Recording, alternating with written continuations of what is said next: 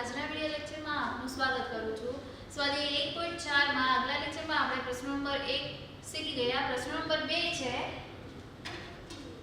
નીચેના દરેક a b અને c ની કિંમતો માટે a ભાગાકારમાં કૌંસમાં b + c not is equal to બરાબરની ઉપર ત્રાસી લાઈન આપેલી હોય એટલે એને શું વચાય નોટ ઇઝ ઇક્વલ ટુ એટલે શું તો કે બરાબર હોવું એટલે બરાબરની નિશાની આપણે કરીએ છીએ તો બરાબરની ઉપર ઊભી ત્રાસી લાઈન આપેલી હોય તમને તો એ શું વચાય નોટ ઇઝ ઇક્વલ ટુ અથવા તો નોટ ઇક્વલ ટુ એટલે શું તો કે બરાબર નથી। a ભાગાકારમાં b + a ભાગાકારમાં c ને ચકાસો। મેં તમને આની પહેલા પણ વાત કરેલી કે જ્યારે ચકાસો કે સાબિત કરો આવો શબ્દ વપરાય એટલે તમારે શું સાબિત કરવાનું ડાવા બરાબર જવાબ। હવે અહીંયા તમને એવું કીધું જ છે કે નોટ ઇક્વલ ટુ એટલે કે બરાબરની ડાબી બાજુ અને બરાબરની જમણી બાજુ સરખી નથી તો આપણે બરાબરની ડાબી બાજુ સોલ્વ કરવાની અને બરાબરની જમણી બાજુ સોલ્વ કરવાની। નોટ ઇક્વલ ટુ કીધું છે એટલે બંનેના જવાબ અલગ અલગ આવવા જોઈએ સરખા આવવા જોઈએ નહીં। હવે તમને એવું કીધું છે કે a b અને c ની કિંમતો માટે એટલે પહેલો દાખલો આવ્યો છે એમાં abc ની અલગ અલગ પૂર્ણાંક સંખ્યાઓની કિંમતો આપેલી છે અને અહીંયા abc માટે અલગ અલગ કિંમત આપેલી છે। હવે પહેલો દાખલો છે a = 12 b = -4 અને c = 2 લેવાના છે તો ડાબી બાજુ છે a ભાગાકારમાં કૌંસમાં b + c તો a બરાબર આપણે શું મૂકીશું 12 પછી ભાગાકારની નિશાની છે કૌંસમાં b બરાબર શું છે -4 તો આપણે કૌંસમાં મૂકીશું -4 નાનો કૌંસ આવ્યો એટલે આપણે મોટો કૌંસ કરવો પડશે પ્લસ c બરાબર શું લેવાનું છે 2। હવે સૌથી પહેલા આપણે ભાગુસભાનો નિયમ લાગુ પાડીએ પણ ભાગુસભાના નિયમ પહેલા એક કૌંસ દેખાય તો કૌંસને સોલ્વ કરવો પડશે તો કૌંસમાં જે સંખ્યા છે એક ઋણ પૂર્ણાંક છે ને એક ધન પૂર્ણાંક છે એનો સરવાળો કરવાનો તો આપણે એને સોલ્વ કરીએ ભાગાકારમાં 12 ભાગાકારમાં કૌંસમાં -4 છે કૌંસ ખોલશો એટલે શું આવશે -4 + 2 હવે 4 ની આગળ નિશાની 4 ની પાછળ નિશાની માઈનસ પ્લસ માઈનસ તો 4 માંથી 2 બાદ કરવાના બાદ કરશો એટલે જવાબ શું મળશે તમને 2 આગળનું જે છે એ એમનું રહેશે જવાબમાં તમને 2 મળ્યા। હવે 4 અને 2 માંથી કયું પદ મોટું થશે તો કે 4 4 ની આગળની નિશાની શું છે માઈનસ ની તો જવાબમાં આવશે -2। હવે 12 ભાગાકારમાં -2 તો 12 છે એને આપણે અંશમાં રાખશું અને -2 છે એને છેદમાં। હવે ધન પૂર્ણાંકનો ઋણ પૂર્ણાંક સાથે ભાગાકાર કરવાનો છે તો અહીંયા છેદ ઉડે છે તો આપણે ઉડાડીએ 2 6 12 તો અંશમાં શું મળે છે તમને 6 અને છેદમાં મળે છે અહીંયા માઈનસની નિશાની છે અને 2 તો વયા ગયા કંઈ છે નહીં માઈનસની નિશાની છે તો સંખ્યામાં તો કંઈ છે નહીં તો શું હશે 1 તો જવાબમાં આવશે છેદમાં -1। હવે 6 ભાગાકારમાં -1 તો પ્લસ માઈનસ માઈનસ એટલે માઈનસની નિશાની આવશે જવાબમાં 6 છે એ ધન પૂર્ણાંક છે -1 છે એ ઋણ પૂર્ણાંક છે એટલે બંનેની નિશાની પ્લસ માઈનસ માઈનસ 6 ના છેદમાં 1 એટલે જવાબ શું મળશે તમને 6 તો તમારો જવાબ શું થયો ડાબી બાજુનો -6। તો જમણી બાજુનો જવાબ -6 ન મળવો જોઈએ એનાથી અલગ મળવો જોઈએ। હવે આપણે જમણી બાજુ આપણને આપેલી છે a ભાગાકારમાં b + a ભાગાકારમાં c તો આ abc ની કિંમત આપણે મૂકીએ આમાં 12 a ની કિંમત 12 પછી ભાગાકારમાં b ની કિંમત -4 પ્લસ ની નિશાની a ની કિંમત 12 અને ભાગાકારમાં c ની કિંમત આવશે 2। હવે abc ની કિંમત મૂકી દીધી હવે આને સોલ્વ કરીએ ભાગુસભાના નિયમ પહેલા શું આવે તો કે કૌંસ તો કૌંસને આપણે સોલ્વ કરવા પડશે 12 ભાગાકારમાં -4 તો આપણે 12 અંશમાં મૂકીએ -4 છેદમાં બીજા કૌંસને સોલ્વ કરશું તો 12 અંશમાં અને ભાગાકારમાં આવશે 2 એટલે છેદમાં આવશે 2। અહીંયા છેદ ઉડે છે ઉડાડીએ 4 3 12 અહીંયા છેદ ઉડે છે 2 6 12 હવે અહીંયા શું વધ્યું પહેલા કૌંસમાં તો કે 3 છેદમાં માઈનસની નિશાની 4 વયા ગયા કંઈ નથી તો શું હશે 1 એટલે -1। બીજા કૌંસમાં અંશમાં 6 અને છેદમાં કાંઈ નથી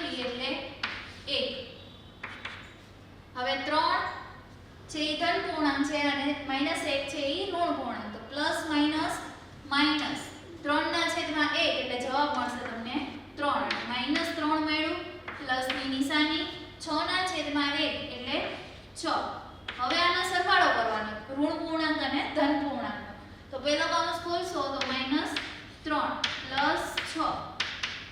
3 ની આગળ નિશાની 3 ની પાછળ નિશાની માઈનસ પ્લસ માઈનસ. 3 માંથી 6 બાદ ન થાય પણ 6 માંથી 3 બાદ થાય તો જવાબમાં શું મળશે તમને 3. 6 માંથી 3 બાદ કરશો તો હવે 3 મોટા કે 6 મોટા તો કે 6 મોટા. 6 ની આગળની નિશાની શું છે પ્લસ ની. તો અહીં આપણે પ્લસ ની નિશાની દર્શાવશું નહીં કેમ કે પ્લસ ની નિશાની આપણે દર્શાવીએ કે ન દર્શાવીએ ધન પૂર્ણાંક છે એ ધન પૂર્ણાંક જ રહેવાનો છે. એટલે જવાબમાં તમને શું મળ્યું 3. તો અહીંયા આપણે નીચે જવાબમાં લખી શકીએ તેથી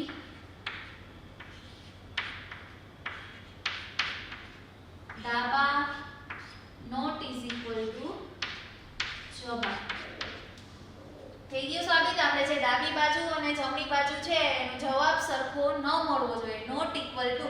તો આ આપણે લખ્યું કે ડાબાનો જવાબ -6 મળ્યો અને જમણી બાજુનો 3 મળ્યો તો બંનેનો જવાબ સરખો મળતો નથી એટલે આપણે લખ્યું ડાબા નોટ ઇક્વલ ટુ જવાબ. એના પછીનો a બરાબર -10 b બરાબર 1 અને c બરાબર 1. તો આપણે ડાબી બાજુની જે આપણને ક્રિયા આપેલી છે a ભાગાકારમાં કૌંસમાં b + c. તો એમાં કિંમત મૂકશું a બરાબર -10 પછી છે ભાગાકારની નિશાની b બરાબર આવશે 1 અને c બરાબર 1. હવે આને સોલ્વ કરીએ. સૌથી પહેલા આપણે શું સોલ્વ કરશું તો કે કૌંસને. તો -10 અને ભાગાકારની નિશાની એમને રહેશે. હવે આ 1 ને 1 કેટલા થશે 2. હવે ઋણ પૂર્ણાંક અને ધન પૂર્ણાંકનો ભાગાકાર આવ્યો -10 ભાગાકારમાં 2. તો -10 ને અંશમાં લખશું અને 2 ને છેદમાં. હવે છેદ ઉડાડીએ અહીંયા 2 5 10. વધ્યું શું તો કે અંશમાં માઈનસ ની નિશાની અને 5 અને છેદમાં કાંઈ ન વધ્યું એટલે 1. જવાબ શું મળ્યો તમને -5 કેમ કે -5 ના છેદમાં 1 એટલે જવાબ શું મળે -5. હવે જમણી બાજુને સોલ્વ કરીએ. જમણી બાજુમાં આપણે કિંમત મૂકીએ a ની જગ્યાએ -10 પછી ભાગાકારની નિશાની b ની જગ્યાએ 1 પછી પ્લસ ની નિશાની ફરી પાછું કૌંસ આવશે a ની જગ્યાએ -10 ભાગાકારની નિશાની અને c ની જગ્યાએ 1. હવે બંને કૌંસને આપણે સોલ્વ કરીએ. -10 ભાગાકારમાં 1 એટલે -10 ને અંશમાં મૂકીએ ભાગાકારમાં આવશે એટલે છેદમાં આવશે 1 પ્લસ ની નિશાની. પછી છે -10 અંશમાં અને છેદમાં આવશે 1. હવે -10 ના છેદમાં 1 એટલે જવાબ શું તમને મળે -10 પ્લસ અહીંયા ફરી પાછું -10 ના છેદમાં 1 એટલે જવાબ શું મળશે -10.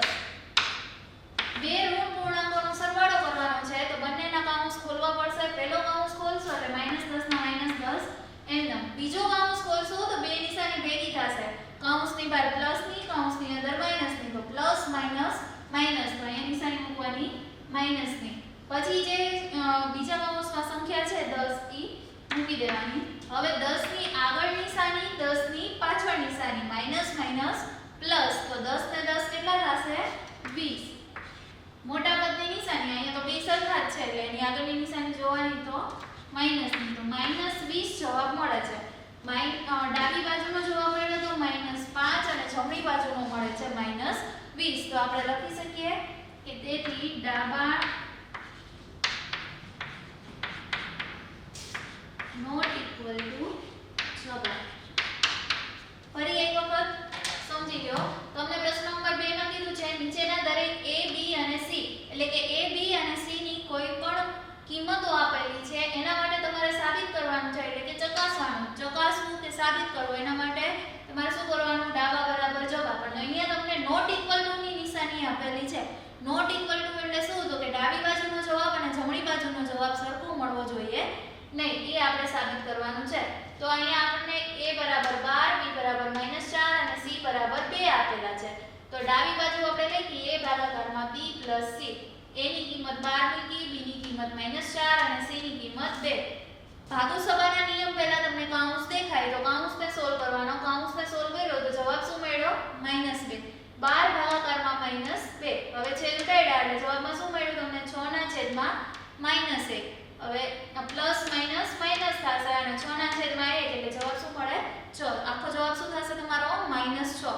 એના પછી જમણી બાજુ આપણે સોલ્વ કરી a ભાગાકારમાં b a ભાગાકારમાં c કિંમત મૂકી અને આપણે પહેલા કૌંસને સોલ્વ કરીએ તો 12 ભાગાકારમાં -4 આવે અને બીજા કૌંસમાં 12 ભાગાકારમાં 2 વચ્ચે આવશે પ્લસની નિશાની અહીંયા છેદ ઉડાડશો એટલે જવાબમાં મળશે અંશમાં 3 અને છેદમાં -1 અને અહીંયા છેદ ઉડાડશો એટલે અંશમાં 6 ના છેદમાં 1 3 1 એટલે પ્લસ માઈનસ માઈનસ અને અંશમાં 3 છે એટલે આખો જવાબ થશે -3 પ્લસની નિશાની પ્લસ પછી 6 ના છેદમાં 1 છે એટલે છેદમાં 1 હોય કે ન હોય કે ફેર ન પડે એટલે 6 એટલે મૂકી દીધા હવે -3 6 આને સોલ્વ કર્યું એટલે જવાબમાં શું મળ્યું તમને 3 તો ડાબી બાજુનો જવાબ -6 મળ્યો અને જમણી બાજુનો 3 તો ડાબી બાજુ અને જમણી બાજુનો જવાબ સરખો મળતો નથી એટલે આપણે શેની નિશાની મૂકી નોટ ઇક્વલ ટુ ની એના પછી બીજો દાખલો આપ્યો છે a -10 લેવાના b 1 અને c 1 હવે આપણે ડાબી બાજુ લીધી a ભાગાકારમાં કૌંસમાં b c એની કિંમત મૂકી -10 અને b અને c ની કિંમત મૂકી 1 હવે એને સોલ્વ કર્યું કૌંસને એટલે જવાબમાં શું મળ્યું 2 તો -10 ભાગાકારમાં 2 અહીંયા છેદ ઉડાડ્યા એટલે જવાબમાં શું મળ્યું -5 ના છેદમાં 1 એટલે આખો જવાબ તમારો શું થશે ડાબી બાજુનો -5 જમણી બાજુ છે a ભાગાકારમાં b a ભાગાકારમાં c તો a ની આપણે કિંમત મૂકી -10 અને b ની મૂકી 1 ઈ જ રીતે a ની -10 અને c ની 1 બંને કૌંસને આપણે સોલ્વ કરીએ એટલે જવાબમાં શું મળે -10 ના છેદમાં 1 એટલે જવાબ -10 10 ના છેદમાં 1 એટલે -10 વચ્ચે પ્લસની નિશાની બેને સોલ્વ કરશું એટલે -10 મળશે સંખ્યાની આગળ નિશાની સંખ્યાની પાછળ નિશાની માઈનસ માઈનસ પ્લસ તો 10 અને 10 ને તમારે સરવાળો કરવાનો તો જવાબમાં મળશે 20 આગળની નિશાની આવશે માઈનસની એટલે -20 તો ડાબી બાજુનો જવાબ -5 હતો અને જમણી બાજુનો -20 તો બંનેનો જવાબ સરખો થતો નથી તો ડાબા નોટ ઇક્વલ ટુ જવાબ આવી રીતે આપણે લખવાનું રહેશે વિદ્યાર્થી મિત્રો મને આશા છે કે તમને આ દાખલા સમજાઈ ગયા હશે તમારે બાકી બુકમાં ડાબી બાજુની નીચે જમણી બાજુ અને બીજો દાખલો એની નીચે ગણવાનો ડાબી બાજુ પછી એની નીચે જમણી બાજુ બાજુમાં તમારે મેં જે રીતે ગણેલા છે એ રીતે તમારે ગણવાના નથી હવે પ્રશ્ન નંબર 3 જોઈએ પ્રશ્ન નંબર 3 માં કીધું છે ખાલી જગ્યા પૂરો તમને 8 ખાલી જગ્યા આપેલી છે તમારે જે પૂર્ણાંક સંખ્યા આવતી હોય એ લખવાની છે પહેલી ખાલી જગ્યા છે 369 ભાગાકારમાં ખાલી જગ્યા બરાબર 369 હવે કઈ એવી સંખ્યા મૂકશો તો તમને એની સંખ્યા પાછી મળે તો આપણે જ્યારે ગુણધર્મો જોયા હતા ત્યારે એવું લખ્યું હતું કે a ભાગાકારમાં 1 બરાબર 1 આવો નિયમ આવેલો કે કોઈ પણ સંખ્યાના છેદમાં 1 હોય તો અથવા તો ભાગાકારમાં 1 હોય તો જવાબમાં તમને એની સંખ્યા પાછી મળે તો અહીં આપણે કઈ સંખ્યા મૂકશું તો એની સંખ્યા પાછી મળશે તો કે નિયમ મુજબ આપણે 1 લખશું તો એની સંખ્યા આપણને પાછી મળે છે 369 ના છેદમાં 1 એટલે જવાબ શું મળશે તમને 369 એના પછી છે -206 ભાગાકારમાં ખાલી જગ્યા બરાબર જવાબમાં તમને શું મળે છે 1 એવી રીતે કઈ સંખ્યા મૂકશો તમે તે જવાબમાં તમને 1 મળશે તો આવું આપણે જોયું હતું કે a ભાગાકારમાં 1 અંશ અને છેદ સરખા હોય આપણે આગળના પ્રશ્ન નંબર 1 અને પ્રશ્ન નંબર 1 માં જોયું હતું કે અંશ અને છેદ સરખા હોય તો આપણે ઉડાડી દીધા હતા અને કંઈ ન વધે એટલે શું આવે જવાબમાં 1 તો a ભાગાકારમાં a એટલે જવાબમાં તમને શું મળે 1 તો a છે એ કોઈ પૂર્ણાંક સંખ્યા છે તો એની જગ્યાએ આપણે -206 મૂકીએ તો આપણે અંશ અને છેદ સરખા રાખવા પડે તો જવાબમાં આપણને 1 મળે તો અહીંયા -206 છે તો અહીંયા પણ -206 આવવા જોઈએ તો જવાબ આપણને 1 મળશે કેમ કે અંશ અને છેદ સરખા હોય તો જવાબ શું મળે તમને 1 ઉડી જાય એટલે હવે એના પછીની ખાલી જગ્યા e ખાલી જગ્યા ભાગાકારમાં 1 બરાબર -87 હવે કોઈ પણ સંખ્યા હોય આપણે ધારો કે a લીધી એના ભાગાકારમાં આપણે -1 મૂકીએ તો જવાબમાં શું મળે -1 હવે ખાલી જગ્યા ભાગાકારમાં 1 બરાબર -87 તો એનો મીનિંગ એવો થયો કે કોઈ પણ સંખ્યાના છેદમાં 1 હોય, કોઈ પણ સંખ્યાના છેદમાં 1 હોય તો તમને શું મળવું જોઈએ? -87. એટલે એ રીતે કઈ સંખ્યા તમે મૂકશો કે જવાબમાં તમને -87 મળશે? તો હમણાં આપણે જોયું કે a ભાગાકારમાં 1 મૂકીએ તો e ની સંખ્યા પાછી મળે. તો એનો મીનિંગ એવો, આપણને 1 આપેલો છે, અહીંયા શું આપ્યું છે? એની જગ્યાએ -87. તો આ જે ડાબી બાજુની જે પદ ખાલી રહે છે એની જગ્યાએ જે જવાબમાં સંખ્યા આપેલી છે એ આવી જોઈએ. એટલે અહીંયા જવાબમાં આવશે -87. -87 ભાગાકારમાં 1 એટલે e ની સંખ્યા તમને પાછી મળી. એના પછી 20 ભાગાકારમાં ખાલી જગ્યા બરાબર -2. હવે 20 ને તમે કેટલા વડે ભાગશો તો જવાબ તમને 2 મળે. તો 20 ને આપણે 20 ના અવયવ પાડીએ તો 10 2 20 થાય. 20 ના અવયવ પાડીએ તો 10 2 20 થાય. બરાબર. હવે તમને આમાંથી 20 આપેલા છે, 2 આપેલા છે. શું આપેલું નથી? તો કે 10. તો જવાબમાં શું આવશે? 10. પણ હવે બીજી વસ્તુ શું? તો કે નિશાની. નિશાની કઈ છે અહીંયા? માઈનસની.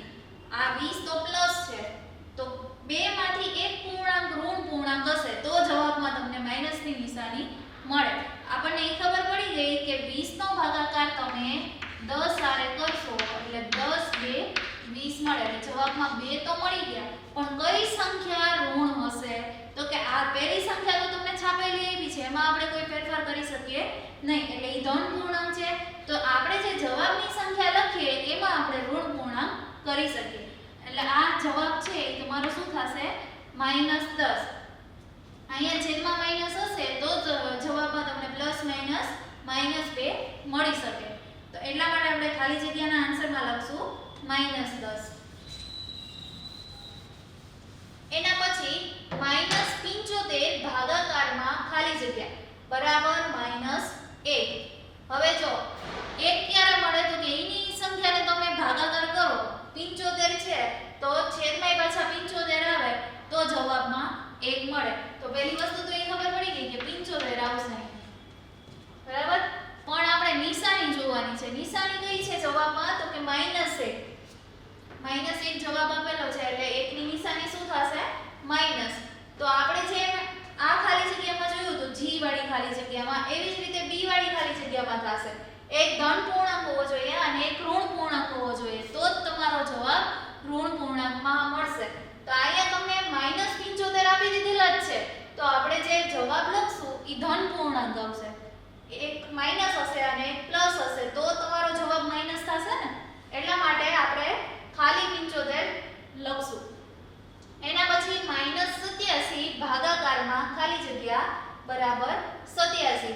એવી રીતે કઈ સંખ્યા મૂકશો તો એની સંખ્યા પાછી મળશે.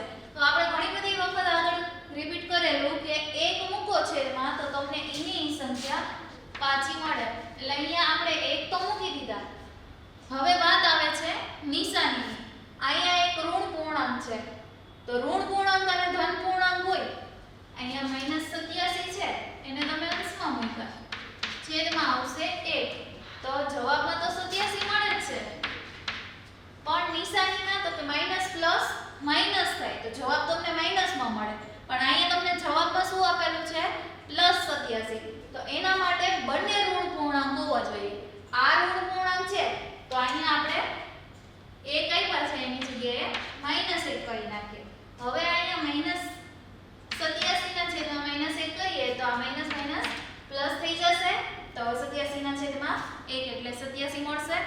એનો મીનિંગ એવો કે બે ઋણ પૂર્ણાંક આવશે તો જવાબમાં તમને +87 મળશે.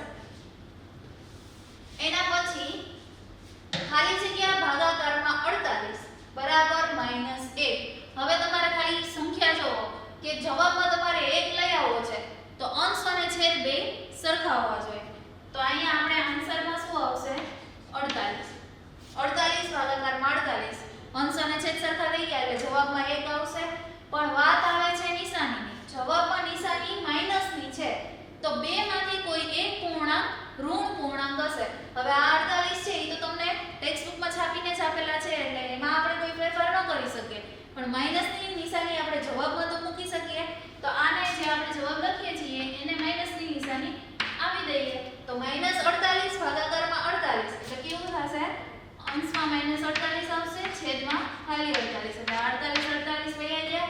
વધ્યું શું? તો કે માઈનસની નિશાની. અને બે અંશ અને છેદમાં જતું રહ્યું તો કંઈ નથી. તો શું હશે?